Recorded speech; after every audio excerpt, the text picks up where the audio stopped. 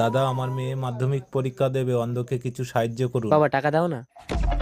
দেখেছিস অন্ধ ভিখারিটা ভিক্ষা করে মেয়েকে পড়াচ্ছে, আর আমার কোটি কোটি টাকা থাকতে তুই মদ খেয়ে বেড়াচ্ছিস। কোনো টাকা হবে না, যা। বাবা এই কত টাকায় তো হবে না, আমার ব্যাগ কিনতে হবে। পরীক্ষার দেরি হয়ে যাচ্ছে, তুই যা, আমি সারাদিন না খেয়ে ভিক্ষা করে তোকে ব্যাগ কিনে দেবো। আপনি কার সাথে কথা বলছেন? আপনার মেয়ে তো চলে গেছে। আমি অন্ধ মা, আপনি ক্ষুধার্ত, চলুন কিছু খেয়ে নেবেন। আমি কিছু খাবো না মা, ওই টাকাটা আমাকে দাও, আমার মেয়েকে ব্যাগ কিনে দেবো। আচ্ছা নিন।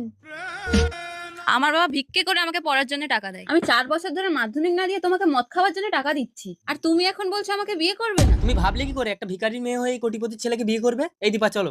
পল্টু, আমি ভুল করেছি বাবা, আমি মাধ্যমিক দেবো, আমি তোমার স্বপ্ন পূরণ করব। এই তাড়াতাড়ি চলো, তোমার বাবা মারা গেছে।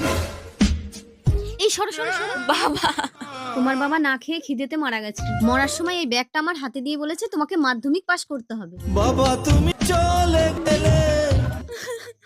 আশ্চর্য, বাবার ডেড